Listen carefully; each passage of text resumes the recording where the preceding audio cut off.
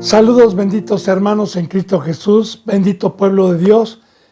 Yo de todo corazón le doy gracias a Dios que me esté permitiendo un bendito día más para que este trabajo de Dios y de su Hijo Jesucristo tenga un fruto y que no se embalde la cruz de nuestro Señor Jesucristo ni el amor que Dios nos está teniendo en estos últimos tiempos, siempre amándonos y tratándonos de tocar nuestro corazón, para que le abramos nuestro corazón, nuestras puertas y entre a nosotros. Me pongo a sus pies, benditos hermanos, para continuar y terminar el día de hoy con estos 3 o 4 versículos que nos faltan de la primera epístola a Timoteo, el capítulo 6, que ya estamos por terminarlo, y comenzar hoy mismo la segunda epístola de Timoteo. Así que me pongo a sus pies, benditos hermanos. Siempre le pido, por favor, la bendita Biblia, la bendita palabra de Dios, para constatar, como dice el mandamiento, que si alguien habla, hable siempre conforme a las palabras de Dios, versículo tras versículo tras versículo, y que Dios nos dé el entendimiento por medio de la santidad, porque es una promesa que Dios nos da, que el que no peca y el que tiene el Espíritu Santo puede entender tanto para expresar como para interpretar y escuchar.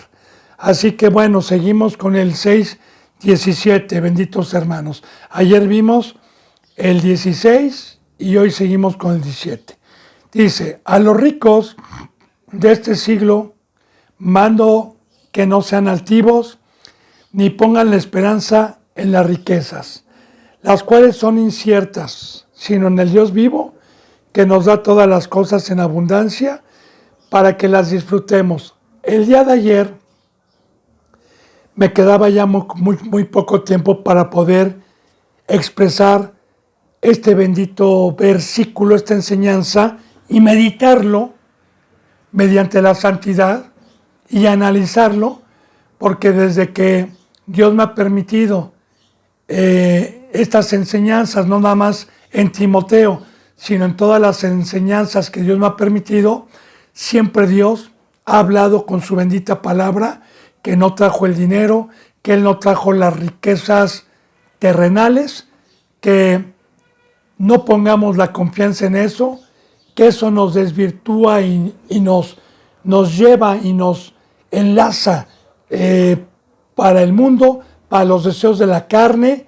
Recuerde que uno de los mandamientos es no ser avaricioso, y si usted se dio a la tarea de investigar en la traducción bíblica lo que es avaricia, avaricia es estar atesorando, avaricia es estar acumulando bienes y poner la confianza en las riquezas.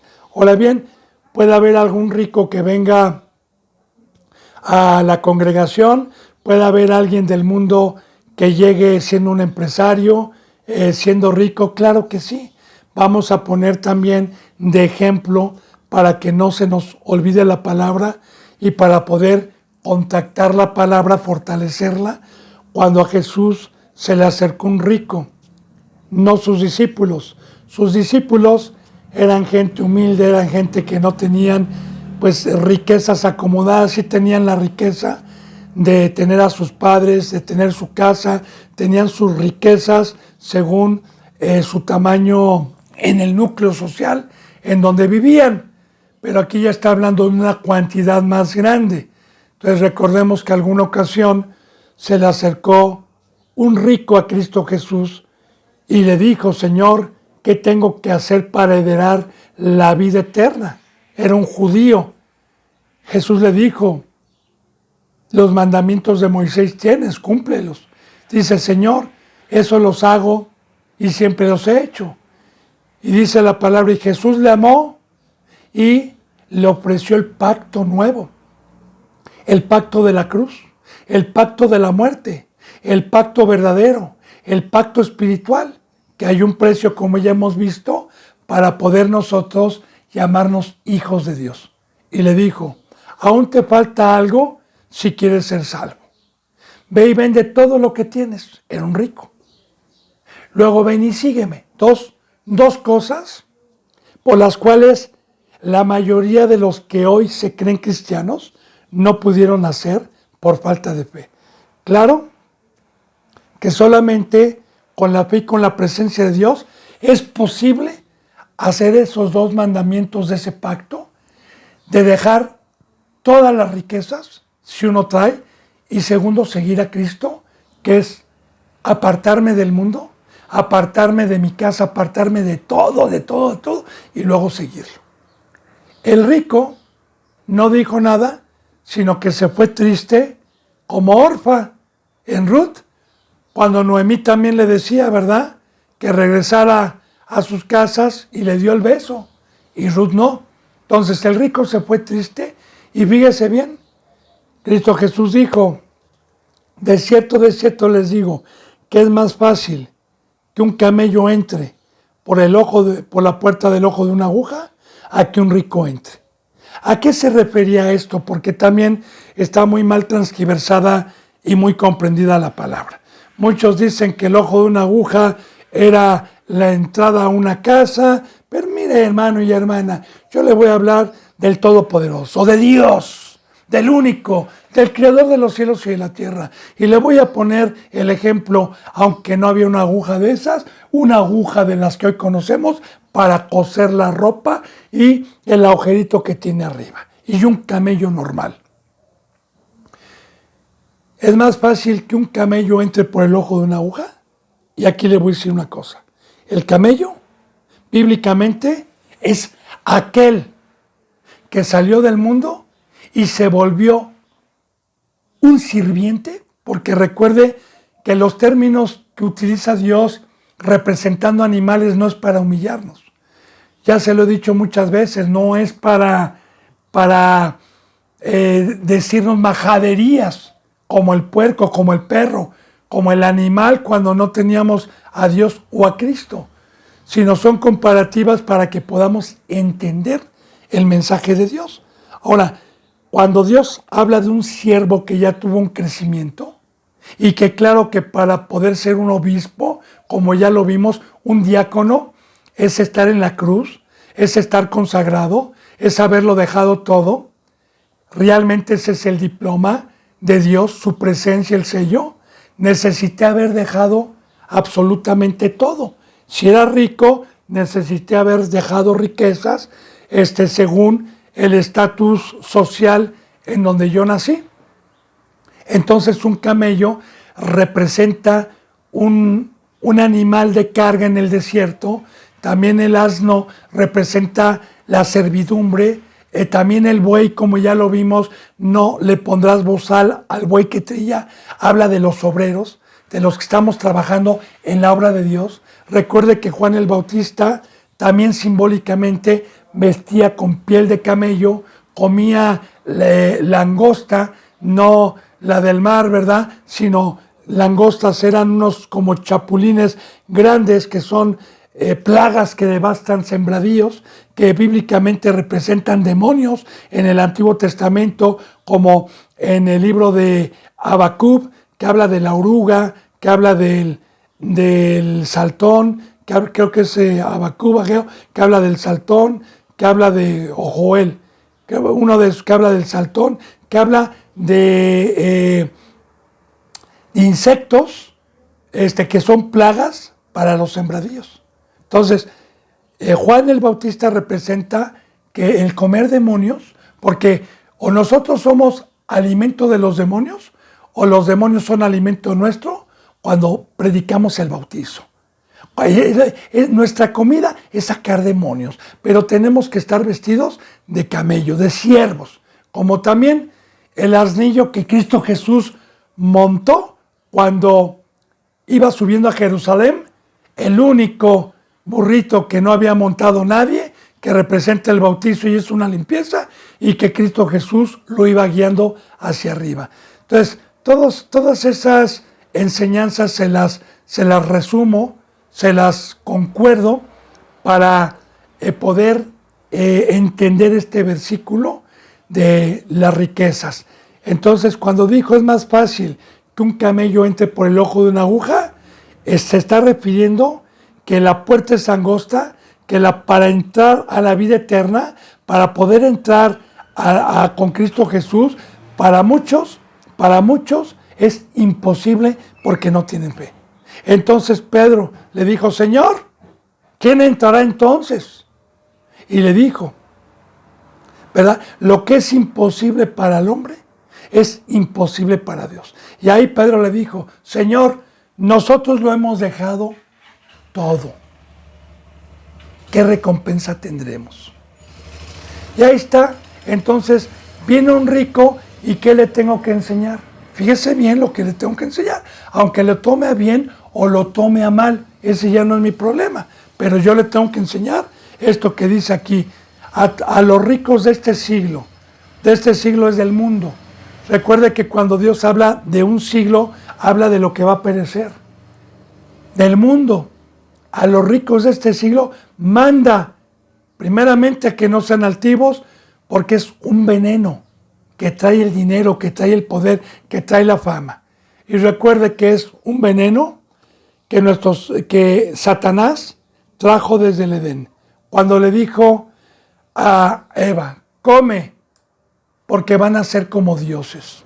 Y claro, vámonos dando cuenta, bendito hermano y bendita hermana, el reconocimiento, el ser un hombre de bien en el mundo, un hombre reconocido, un filósofo, con 2 o 3 profesiones, que hable muchas lenguas y que tenga dinero, soy una persona reconocida y respetada y tomo el lugar de Dios para que la gente me sirva y la gente me adore.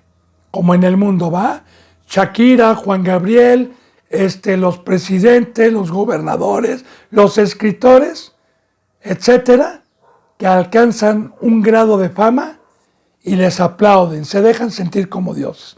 Cuando Dios nos diseñó y nos cableó para reconocer a un solo Dios y para ser siervos de Dios y no enaltecernos y reconocer siempre nuestra condición por la cual fuimos hechos, porque aquí y los que logren estar en la vida eterna, debemos de entender primeramente aquí que somos seres para un servicio y para una honra y para una adoración, porque también allá arriba lo vamos a hacer por la eternidad. Así que la altivez la trae el dinero, la altivez y la superioridad a los seres humanos, y ese dicho que dice en el mundo, dime cuánto tienes y te diré cuánto vales. Entonces, no es fácil predicarle a un rico, no es difícil con la presencia de Dios y con la palabra, porque hay muchísimas citas bíblicas y muchísima enseñanza, porque esto es un banquete para que el rico si es humilde y ponga atención y se acaba de bautizar y sea humilde. Ya le dije yo desde ayer, desde antier y en todas las enseñanzas, que no nada más es decir, deja las riquezas, ¿por qué? Porque Dios lo manda, no, sino explicarle un porqué. Y con la Biblia, con historias, que pueda tener comprensión mediante el Espíritu Santo. Entonces, manda a los ricos de este siglo, claro, a los que entraban por la puerta del redil. Yo no puedo enseñarle a cualquier rico, pues, los mandamientos de Dios. Que no sean altivos, ni pongan la esperanza en las riquezas.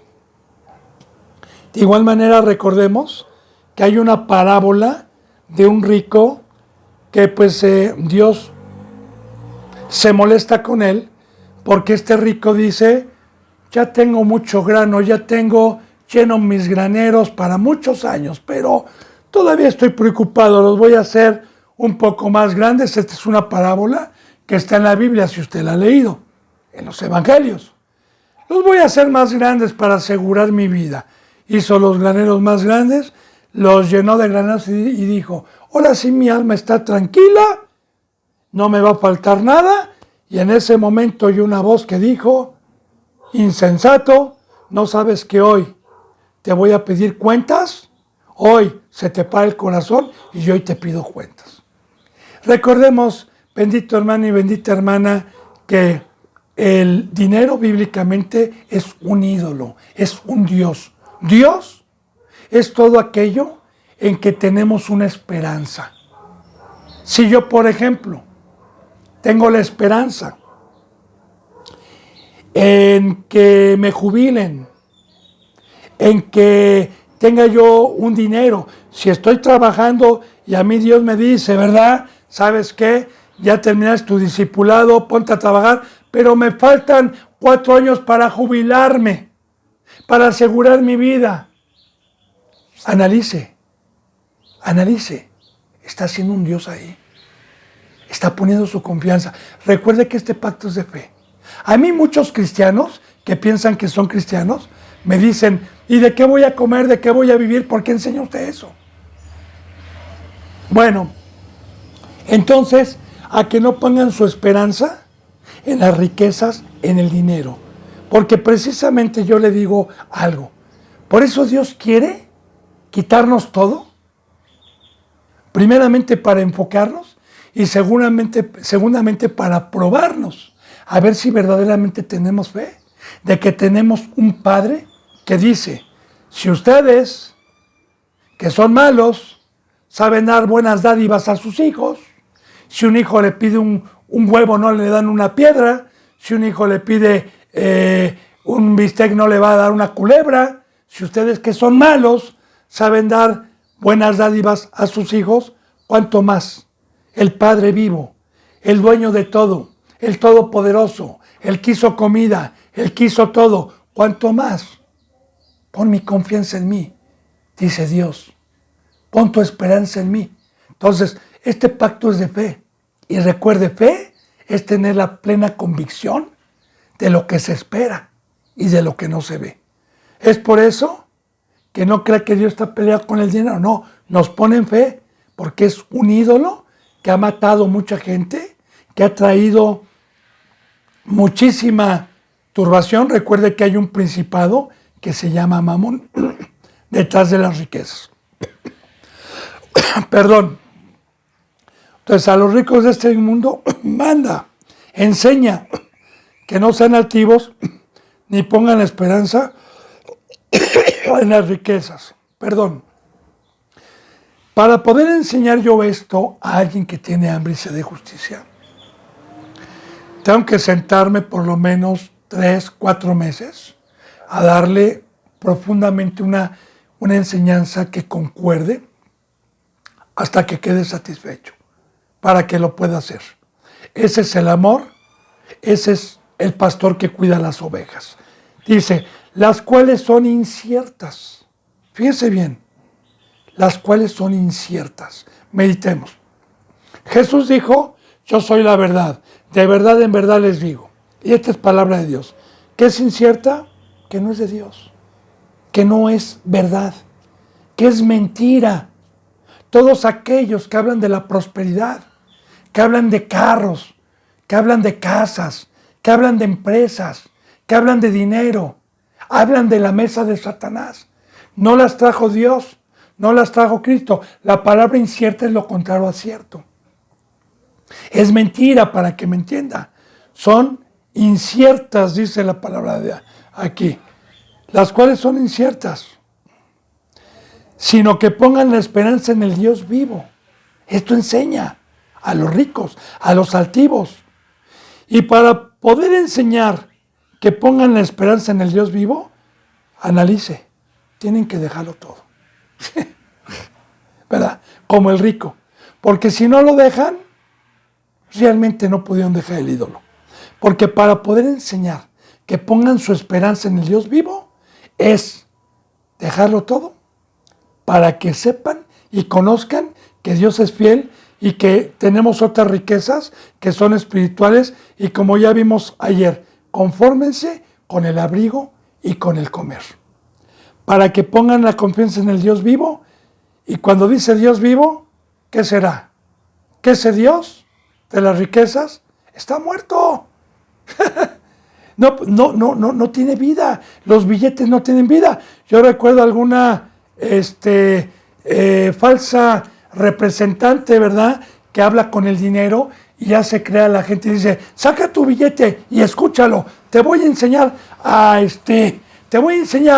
a que escuches cómo habla el dinero y cómo te dice búscame.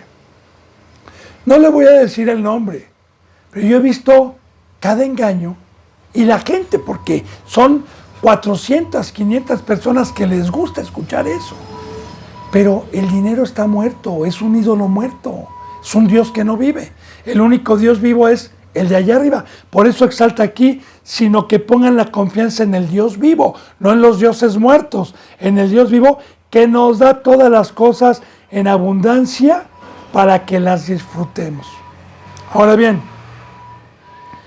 yo no voy a transquiversar la palabra, porque muchos dicen, mire hermano, mire, Dios te da en abundancia. Si es cierto que te puede dar 1 millón, 2 millones de pesos, no es cierto, no le creas a ese hermano. No. Habla de las riquezas espirituales, porque si Dios me está diciendo, deja esas y te voy a dar a cambio lo que esas riquezas que trajo Satanás no te pueden dar nunca, que es la paz, que es la tranquilidad, que es una familia, que es honestidad, que es amor. Eso no lo puedes comprar ni con nada, ni puedes comprar a Dios con todas las riquezas del mundo. Pero yo te voy a dar en abundancia. Pero ya le he dicho, bendito hermano y bendita hermana, que para empezar, lo más grande que hay para mí es la presencia de Dios en un ser humano. La presencia de Cristo. Y de ahí toda la herencia, que es la sabiduría, que es la luz, que es la familia, que es el amor, que es todo este camino que yo no tenía y que hoy estoy en esto, es en abundancia. Dios nos da en abundancia las cosas espirituales. Fíjese bien, para que las disfrutemos. Porque muchos dicen y piensan que el dinero, con eso disfruto. Mira, hermano, no es lo mismo, hermano y hermana, el gozo que la felicidad. Le doy un versículo bíblico. ¿Qué dijo Cristo? La paz les dejo, la paz les doy. Yo no la doy como la da el mundo. Yo no la doy como la da el mundo. Entonces, no es comparable, porque el mundo, que es Satanás, me trae el dinero para, entre comillas, disfrutarlo. Pero yo quiero decirle, y usted lo sabe, métase a estudiar a todos los ricos que se conocen como Vicente, Vicente Fernández, Juan Gabriel, Michael Jackson, Shakira, todos estos que son depravados mentales, drogadictos, otros homosexuales, porque eso no les trajo la paz. Y es en lo que toda la gente está buscando. Están buscando la paz en los trabajos, en las profesiones, en adquirir, en asegurar sus vidas. Y una vez que lo tienen, se llevan la gran tristeza de que esa no es la paz, de que eso no los llena. Entonces aquí está dicho que no da las cosas en abundancia, que nos da las cosas en abundancia para que las disfrutemos. Ya le dije entonces, ya le hablé de las dos riquezas, las espirituales y las terrenales. Ahora dice en el 18, ¿qué más le tenemos que enseñar a los ricos de este siglo? Que hagan bien. Mire, vamos a analizar esto. ¿Qué es hacer el bien? Hacer el bien, recordemos que alguna ocasión le decían a Jesús, Maestro bueno, que dijo él, no me llames bueno, solamente uno bueno hay, Dios. Entonces, para poder hacer una buena obra, necesito tener a Dios adentro. Es el único que puede hacer el bien, no hay más. Y ahí concordamos con Gálatas 5:22, el fruto del Espíritu Santo, amor, paz, mansedumbre, piedad, templanza. Vemos que no hay mayor amor que uno ponga la vida por sus hermanos, pero en santidad. Entonces, para hacer el bien, necesito haber dejado todo lo que me estorba y necesité haber estado en manos del alfarero para que me dé una forma y llegue a tener el tamaño espiritual, porque Dios vino por todos los seres humanos para hacer luz, para ser sacerdotes, sin importar la condición de sabiduría humana o de no sabiduría, o de dinero o de no dinero. A todos nos ofrece lo mismo. Entonces, fíjense bien, que hagan el bien, que hagan bien, que sean ricos en buenas obras. Aquí está, bendito hermano y bendita hermana. Analicemos, la palabra de Dios dice, mediten, mediten, no lean la Biblia en un año, no lean la Biblia así corrida, deténganse, mediten, pídanle a Dios sabiduría. Aquí están las dos riquezas. Es Dios, no soy yo. Que sean ricos y atesoren donde no hay ladrón ni polilla, donde va a ser quemado casas, dinero. Que sean ricos en obras, en amor. Atesoren donde no hay ladrón ni polilla. Atesoren en donde dice Dios que la obra que hagamos cada uno de amor al negocio del Dios Todopoderoso no va a ser olvidada nunca. Seamos ricos en la obra de Dios. Seamos ricos en sabiduría, en luz, en poder, en conocimiento, en dar lo que recibí por gracia, en dar mi vida. Seamos ricos, porque Jesús nos enriqueció con su sangre y con su vida, con su santidad. Seamos ricos, pero mire, bendito hermano y bendita hermana, para poder hacer eso, necesité haberme desprendido de las riquezas terrenales. Dice, dadivosos y generosos. ¿Qué está diciendo? Si traes dinero, si vienes con dinero, dalo a la gente pobre. Recuerde que dijo Cristo a Judas cuando estaban lavándole a Cristo los pies con ese alabastro tan caro. ¿Qué dijo Judas? Eso se pudieron haber vendido en tanto para repartirlo a los pobres. ¿Qué dijo Cristo? Déjala, porque ustedes van a tener a los pobres siempre. Y aquí está, en una congregación siempre va a haber la bendición de que Dios nos mande gente humilde, gente pobre. Y digo una bendición porque en las iglesias satánicas lo toman como una maldición y los corren a los que no pueden dar diezmo, a los que no dan dinero, los ven mal, como en Santiago. Dice, ves entrar alguno con ropas andrajosas y dices, quédate ahí afuera. Ves entrar a uno con anillo de oro y dices, ven, siéntate tú acá. Entonces, para mí es mayor bendición que venga gente pobre, porque podemos practicar por medio del amor el ser dadivosos y generosos a los que Dios nos manda. Y poder dar, y poder atesorar, porque dice la palabra, más bienaventurado es dar que recibir, bendito hermano y bendita hermana. Así que, ¿qué les tenemos que enseñar? Ok, tienes dinero, sé generoso. Y generoso es que si yo tengo 2 millones de pesos, no le voy a dar al hermano 1,000 pesitos. No, generoso y dadivoso, que dadivoso viene de regalo, ¿verdad? Es, si yo tengo 2 millones, digo, tome medio millón, hermano, tome medio millón a usted, como en los libros de los Hechos. Los ricos, los que tenían, vendían todas sus cosas. Usted lea Hechos capítulo 2, capítulo 3.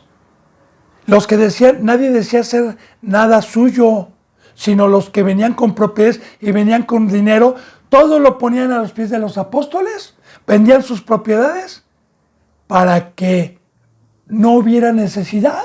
Y así lo dice, qué hermosa iglesia, la de Dios, porque dice que no había necesidad, que no habían pobres ahí, que había igualdad. Amén. Gloria a Dios. Claro, recuerde que no es por obras, como le digo.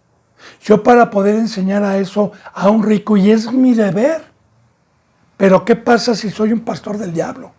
¡Ay! Lo voy a ver con signo de pedos de voz. No. Usted es el diezmo. Usted ofrende y sigue trabajando y atienda sus negocios porque aquí encontré la mina de oro. Bueno, vamos viendo la diferencia, hermanos. Vamos viendo quién tiene el Espíritu de Dios. ¿Quién puede cumplir con esto? Porque un verdadero representante, y más bien para darle la gloria a Dios, que tiene el Espíritu Santo, va a velar por las almas, no por el dinero. Bien, entonces que hagan bien, que sean ricos en buenas obras, dadivosos y generosos. Y fíjense en lo que dice, atesorando para sí buen fundamento para lo porvenir. Atesorando, no te hagas tesoros en la tierra. Recuerde que ya lo vimos, ¿verdad? Entonces, es un privilegio poder exponer la palabra hoy a usted, bendito hermano y bendita hermana, porque yo tengo amigos que se llaman cristianos, conocidos que se llaman cristianos, que tienen carros, tienen mucho dinero en el banco, tienen sus casones en zonas residenciales, o otros no, ¿verdad? Y piensan que son ricos. Pero recuerden Apocalipsis. En Apocalipsis hay una cita bíblica a una iglesia de prosperidad que le dice así Cristo. Tú dices que soy rico, que eres rico. Y entre paréntesis dice, pero tú eres pobre, desventurado. Entonces, las verdaderas riquezas son las obras. Yo le digo, bendito hermano y bendita hermana, que ser un instrumento para dar el amor todos los días, conformarse con el abrigo, con el vestir y estar sirviéndole a Dios, esa es la riqueza verdadera. Estar en la obra de Dios son las riquezas verdaderas incorruptibles, que dan un fruto para vida eterna y que Dios no va a olvidar ninguna de sus obras cuando nosotros hayamos sacrificado lo temporal, lo carnal, lo que trae Satanás por la cruz, por el amor, por el padecimiento y por la fe de la esperanza que tenemos allá arriba. Porque este pacto es de fe. Así que, dice aquí, que hagan bien en buenas obras de Dios, atesorando para sí fundamento para lo porvenir. Y recuerde, el fundamento es Cristo Jesús. Y para tener yo este fundamento, para tener el privilegio de construir mi casa en la roca, necesito la cruz. Necesito no tener dioses más que uno. Necesito haber dejado todos los dioses de este mundo, que son los que me quitan tiempo y que tienen ojos pero no ven, tienen manos pero no hablan, que sean así todos los que confían en ellos. Entonces, el fundamento es Cristo. Y recuerde que si yo edifico mi casa en la piedra rechazada por los constructores, viene a ser piedra de tropiezo. Pero si yo no la rechazo y hago mi casa, vendrán las lluvias, vendrán los tiempos, los ríos, vendrán los vientos, pegarán con ímpetu, vendrán, me ofrecerán riqueza y no caerá. Bien, y dice que echen mano de la vida eterna. Y vuelvo a repetir, bendito hermano, para echar mano de la vida eterna, recuerda, hay dos campos.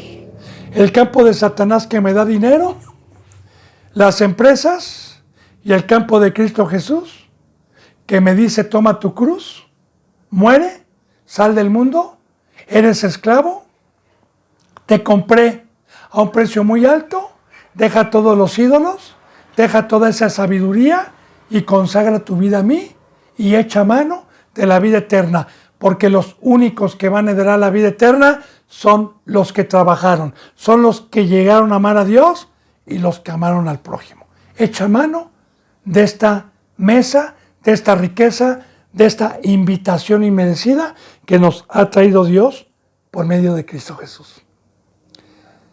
Alabado sea Dios, bendito sea Dios.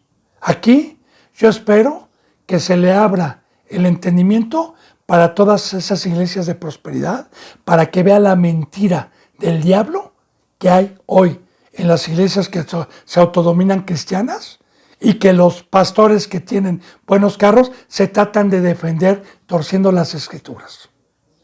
Pero la palabra es clara. Versículo 20, ya terminando esta epístola. Oh Timoteo, guarda lo que se te ha encomendado, evitando las profanas pláticas sobre cosas vanas y los argumentos de la falsamente llamada ciencia. Entonces, aquí va terminando. Vimos en estos capítulos, que son 6, todo lo que se le encomendó a Timoteo, todo lo que debe de guardar, todo cómo debe de ser una congregación y cómo debe de ser la iglesia. Y así le está diciendo porque Timoteo fue el que Dios dejó por medio de Pablo como encargado en Éfeso para que se guardara todo esto. Guarda todo lo que se te ha encomendado, porque recuerde que ya lo vimos, que dijo Pablo, delante de Dios y delante del Señor Jesús, te encomiendo. Bueno, ahí está. Evitando las vanas pláticas sobre cosas vanas. Ahora bien, recordemos, bendito hermano y bendita hermana,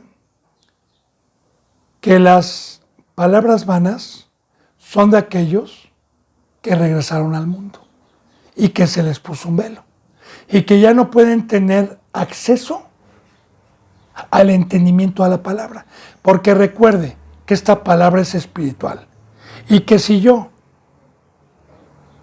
peco, me vuelvo mundano, me vuelvo animal, me vuelvo terrenal y por naturaleza, como ya no tengo el espíritu, por naturaleza ni voy a entender este lenguaje y voy a buscar las cosas de aquí abajo, por naturaleza. Entonces bien, si yo soy un ser espiritual, por naturaleza, voy a deleitarme en las cosas espirituales, voy a entender este lenguaje por naturaleza. Entonces, ¿para qué voy a discutir con un puerco o con un perro? ¿Para qué? Es cuando Dios pone el ejemplo que no le echemos perlas a los cerdos, porque las van a pisotear, es precisamente que las perlas es un tesoro que nos trajo Cristo, que es la palabra bendita de Dios. Y como yo le he puesto el ejemplo muchas veces, o más bien Dios por medio mío, que si usted va, por ejemplo, con 20 fajos de este tamaño de $100, que yo creo que cada fajo ha de traer, no sé, unos $10,000 o más, ¿verdad? De este tamaño, si son 10 son $100,000, y que usted va y se los echa a un puerco, el puerco no crea que los va a agarrar y los va a cuidar, los va a pisotear y los va a romper, porque no sabe lo que es. De igual manera, evite, bendito hermano y bendita hermana, porque no hay comunión, las tinieblas con la luz, no hay comunión. ¿O qué comunión tiene Dios con Belial? No puede haber. El lenguaje de ellos es terrenal, es de aquí abajo. El lenguaje de nosotros es espiritual. El lenguaje de ellos es prosperidad. El lenguaje de nosotros son otras riquezas. Entonces, yo con un cristiano que se piense que es cristiano y que haya pecado por las concupiscencias, por amar malas tinieblas, y que yo trate de abrirle los ojos, ¿qué me dice Dios? Evita esas pláticas vanas. ¿Y por qué dice vano? De nada va a servir que yo trate de abrirle los ojos. De nada va a servir. Dice, fíjense, evitando las profanas. Y aquí dice, Dios guarda lo que se te ha dado, evitando las profanas pláticas sobre cosas vanas. Y cuando dice profanas, la palabra profana o profanar viene desde el Antiguo Testamento, de que se metían cosas en el templo que no eran permitidas meter, profanando, ensuciando la casa de Dios. De igual manera, el dinero, las riquezas, porque esto concuerda, y que a mí me digan, pero a ver, explíqueme, pero a ver, hermano, que el dinero, que las profesiones, mire, ¿sabe qué? Evito esas vanas, esas profanas. Profanas porque ensucian la casa de Dios. Porque todo el que mete este tipo de sabiduría está profanando la casa de Dios. Ahora, si ellos la quieren profanar y hacer una porquería de la espiritualidad, de las riquezas, ¿verdad? Pues que lo hagan. Y yo me aparto, evita. Y ahí está con Timoteo, evita, Timoteo. Pláticas sobre cosas vanas. Y las cosas vanas es que esas riquezas, porque va concordando con lo que acabamos de ver, no me lleva a la vida eterna. Va a ser vano. Muchos van a llegar, Señor, Señor, mi pastor me dijo que trabajara, que hiciera dinero, que diezmara, ofrendara, lo hice, Señor, mira, y les voy a decir, te engañaron. Pero, Señor, te engañaron porque yo alguna vez te permití que llegara un siervo a decirte la verdad y tú amaste más las tinieblas que la luz y preferiste que te rascaran el oído porque amabas más las tinieblas y no quisiste sacrificar, no quisiste creer en mí. Bueno, dice, también Timoteo evita los argumentos de la falsamente llamada ciencia. ¿Qué doctores de la ley? ¿Qué escatólogos? ¿Qué el apóstol? Que el que tiene una escuela académica, que el que tiene un diploma, que el que tiene la cobertura de... Evita eso, la falsamente, fíjense, falsamente llamada ciencia. Porque así se les llamaba también en los tiempos de Jesucristo los doctores de la ley, los sumos sacerdotes. Y era falso, porque no lo eran. Bendito hermano y bendita hermana. Evita los argumentos. Y los argumentos es que nos llegan a cuestionar, como a Cristo Jesús, los fariseos siempre lo estaban cuestionando, siempre lo estaban argumentando. ¿Y nos es lícito dar tributo al César? ¿Y tú qué dices de esto, Jesús? Y en todo momento lo estaban cuestionando. ¿Y hay resurrección? Y dinos, ¿hay carta de repudio en el matrimonio? Y siempre lo estaban cuestionando. Entonces, ¿qué tenemos que hacer nosotros con estos falsos cristianos? Aunque nos digan majaderos y groseros, evitar. Ya no tienen salvación. Ya no pueden entender. ¿Para qué voy a discutir con una persona? Es como si yo me pusiera a discutir con un animalito para tratarle de enseñar la tabla del 2. ¿Verdad que se va a reír usted? Me va a decir que estoy loco, ¿va? Si usted me ve enfrente de un puerquito, dice, a ver, aprende, toma, 2 por 1, 2, 2 por 2, 4, pues este ya se volvió loco. O sea, igual, un verdadero representante que está discutiendo con este tipo de elementos que nos enseña Dios, es un loco, no entendió, y es un pecado. Entonces, terminamos con el versículo 21, la cual, en esta doctrina que te estoy hablando, Timoteo, profesando algunos, porque profesan ser cristianos, se desviaron de la fe. Y ya le dije, ellos predican que sí hay vida eterna, que sí viene Cristo. Sí, la mayoría predica eso. Pero como le digo, bendito hermano y bendito hermana, muéstrame tu fe con obras. No sin obras, no diciéndome que eres cristiano, porque si tú crees en la resurrección, si tú crees que va a haber un juicio, vas a estar temblando y vas a estar en la cruz. Eso es la fe, eso es creer, no decirlo de labios para afuera. Porque muchos de labios para afuera dicen, como cualquier ratero, como cualquiera que agarran en la calle, yo no fui. Usted secuestró, yo no secuestré. Usted es narcotraficante, yo no soy narcotraficante. Como en la política, usted es corrupto, que me enseñen, yo no soy corrupto. Y todos ellos son una bola de mentirosos y de hipócritas. De igual manera están los cristianos. Entonces, muéstramelo por tus hechos, ¿verdad? Como yo le digo, por ejemplo, algunas parábolas, aunque yo no inmiscuyo la política, ni me interesa la política a mí a nivel mundial, no me importa, porque son puestas por Dios y porque las profecías se están llevando. Pero le pongo un ejemplo, no para que me juzgue malamente, pero aquí en México, este presidente que está hoy, como un ejemplo, está haciendo maravillas económicamente y el peso está fortaleciendo contra el dólar y se están comprando negocios, está creciendo México cuando en ninguno de los otros gobiernos del PAN y del PRI se había visto esto. Y la gente indocta, la gente del pueblo, la gente que no tiene conocimiento, todavía estos grupos tratan de señalar al presidente de hoy como un delincuente y como un corrupto, y él se ríe y dice, las obras son las que hablan, los hechos, no las palabras. ¿Ustedes qué pudieron hacer? Llevaron a México a la quiebra. Ahora, tanto que se unieron el PAN y el PRI aquí en México, que se llama el PRIAM. De igual manera, pasa lo mismo con los supuestos cristianos, que nada más van por la corrupción y se juntan contra los verdaderos, que predicamos la verdad y que profesan. Profesan es decir, la palabra profesar es decir, soy hijo de Dios, soy cristiano, soy apóstol. Y profesan como el primer pueblo.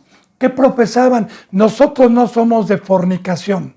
Nosotros somos nacidos de Abraham. Un padre tenemos. Profesaban. ¿Pero qué les dijo Cristo? Ustedes son de vuestro padre el diablo. Profesan, pero no lo son. Entonces, la cual profesando algunos, se desviaron de la fe. Y ya le dije, ¿qué es la fe? Estar en una cruz esperando a Cristo Jesús. Con temor y temblor. Esa es la fe. La gracia sea contigo, Timoteo. Amén. Y así termina esta primera epístola a Timoteo. Cualquier duda, bendito hermano y bendita hermana, referente a lo que hemos visto, recuerde. Ahí está Dios, mientras siga teniendo el privilegio para poder atenderle. Así que empecemos con la segunda epístola a Timoteo. Vamos al 1, versículo 1.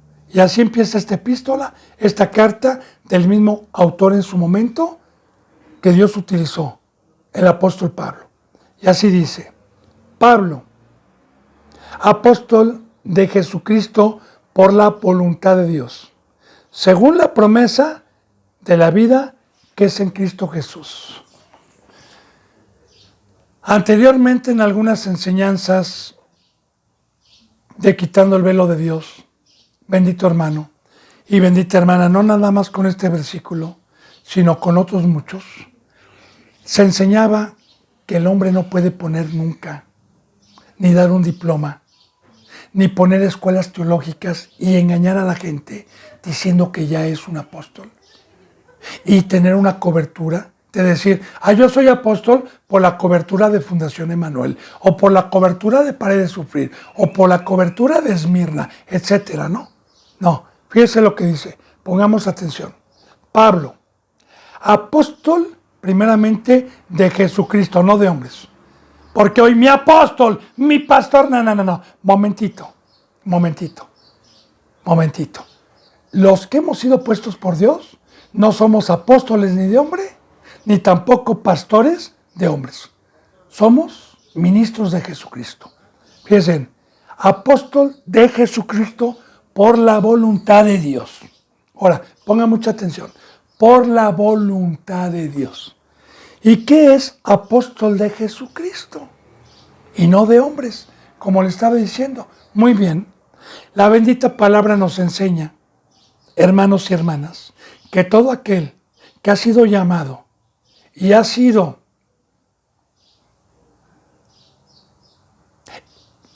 bautizado conforme a la palabra, pasa a ser el cuerpo de Cristo, pasa a ser miembro de Cristo. Entonces, A mí, si terminé una forma, soy siervo de Jesús a los que verdaderamente son seres espirituales. No soy de hombres, no soy de mundanos, no soy de pecadores. No, no. Apóstol de Jesucristo, o pastor de Jesucristo, o evangelista de Jesucristo. Para ser el cuerpo de Jesucristo necesito ser un ser espiritual, necesito no ser hipócrita, necesito ser pobre de espíritu, necesito llorar, necesito tener hambre y sed de justicia, etc. Entonces, nosotros tenemos el mandamiento de Dios de dar nuestras vidas a todos aquellos que vengan sucios de los pies y que quieran ser limpios para que sean dignos de llevar el evangelio. Entonces aquí vamos viendo, no soy apóstol de hombres ni por hombres, dice también en Gálatas, ni puesto por hombres ni para hombres, porque cuando habla de hombres, habla de prosperidad, habla de permitir el pecado mangos. Los verdaderos, el verdadero diploma es la santidad y el verdadero puesto no es una mega iglesia, no es que me reconozcan los hombres como representante, siempre se lo he dicho, es si Dios me pone. Ahora, vuelvo a repetir, Pablo, apóstol de Jesucristo por la voluntad de Dios. Y esto es muy importante. Dios es el que reparte los dones, según en Corintios, que es el que nos habla más ampliamente sobre los dones. Y dice la palabra que Dios le da a cada uno conforme Él quiso los dones espirituales, pero también para que Dios nos pueda dar un don. Ya vimos, gracias a Dios, en 1 de Timoteo, el sacrificio y lo que pide Dios para poder tener el privilegio de que seamos puestos por Dios y no por el hombre. Ya vimos cómo debe de ser el obispo y cómo debe de ser el diácono. Bien, entonces ahí, por la voluntad de Dios, no de hombre. Ahora bien, según la promesa de la vida que es en Cristo Jesús. Ahora, esta fue la promesa de Dios. ¿Cuál fue la promesa de Dios? Te llamo y luego, Señor, te doy una forma y luego, Señor, y si tú eres manso, mi voluntad es que sea un ministro y luego, Señor, para que tengas vida y para que vayas a la vida eterna. Por eso aquí dice otra vez, según la promesa de la vida, porque la vida es el amor al prójimo. La vida y la mantención de mi espíritu para que cuando llegue Cristo Jesús es el amor al prójimo. Ese es mi alimento. Recuerda que decía Cristo cuando le daban un alimento físico. Le decía, no, yo tengo otro alimento que comer, hacer la voluntad de mi Padre. Entonces, aquí dice, según la promesa de la vida, porque alcanzar la estatura y alcanzar un ministerio que es prometido para todos. Como dice en Pedro, que también ya lo estudiamos, nosotros somos real sacerdocio, nación escogida, nación santa. Entonces dice, según la promesa de la vida que es en Cristo Jesús. Y alabado sea Dios, porque hoy, bendito hermano y bendita hermana, yo vengo a testificar que mi Padre, que Cristo Jesús son fieles a todo lo que dicen, porque por su gracia he alcanzado esta vida que es en Jesucristo, porque Jesús es el mediador, Jesús es el que pagó en la cruz para que nos viniera esta bendita herencia de vida que es el amar a Dios y el amar al prójimo. Dice, y esta epístola también es la segunda vez que le escribía Pablo a Timoteo. Claro que hoy la enseñanza ya no es para Timoteo. Si Dios lo permitió, hoy, como en todas las historias vivas de la Biblia, es para nosotros. A Timoteo, amado hijo, gracia, misericordia y paz de Dios Padre y de nuestro Señor Jesucristo. Ahora, fíjese cómo le llama Pablo a Timoteo. A Timoteo, amado hijo. Y sí dice Pablo, yo te engendré, claro, mediante el Espíritu Santo. Yo te engendré en mis prisiones. ¿Y qué es engendrar? Engendrar, recuerde que es ser la esposa de Cristo, espiritual, y que tengamos, que Cristo Jesús nos haya dado la bendición de la boda aquí abajo para tener una comunión espiritual con Él y poderle dar hijos como iglesia. Como yo siempre le voy a enseñar y a repetir en la segunda epístola a Juan, a la señora escogida. Y así también, no nada más pongo ese ejemplo. Hay muchísimas concordancias en donde Dios nos llama la mujer, la esposa de Cristo Jesús. Entonces, obviamente, yo también le puedo llamar hijo como nodriza a alguien que haya llegado yo a su vida y haya sido engendrado por el Espíritu Santo mediante el Evangelio que Dios me permitió predicar. Recuerden, Corintios, cómo alguna ocasión Pablo les decía a los corintios, cuando estaban tratando de ser engañados, que les dice, estos son falsos que vienen a robar, porque yo llegué con ustedes desde un principio. Estos vienen a meterse en fundamento ajeno. ¿Quién llegó con el Evangelio? Les dijo Pablo. ¿Quién ha sufrido por ustedes? ¿Quién ha llorado por ustedes? ¿Quién les ha dado su vida? ¿Quién les ha enseñado la palabra por años? Y llega a otros y se los quiere robar. Entonces, esa es una verdadera iglesia, ¿verdad? Y que sea digna de llamarle hijo a los que dan la vida. Yo aquí, pues bueno, tengo la costumbre de tener a mis hermanas, a mis hermanos, y sí les llamo hijas, hermana, y también les llamo la mayoría de las veces, hola hija, hola hijo, ¿cómo estás? ¿Por qué? ¿Por qué soy digno? Primeramente porque Cristo Jesús me hizo digno, no porque yo lo mereciera, pero me siento digno de poderles llamar hijos porque todos los días estoy velando por ellos, todos los días les estoy dando mi vida mediante la fe y mediante el amor de Dios, todos los días los estoy cuidando. Bien, entonces, amado hijo, y también la palabra amado tiene revelación, porque amado es dar un fruto a otro, ¿verdad? Y no hay mayor amor que que uno ponga la vida por sus amigos. Como le acabo de repetir, Pablo dio la vida por Timoteo. Pablo adiestró a Timoteo para la batalla. Pablo estuvo con Timoteo mucho tiempo para que Dios le diera una forma por medio de Pablo. Dio su vida. De igual manera, amado es una palabra que yo no puedo decir cuando me engañaban en una congregación, que me decían, dile a tu hermano de al lado que lo amas. Eso es una gran blasfemia, porque el amor es dar mi vida.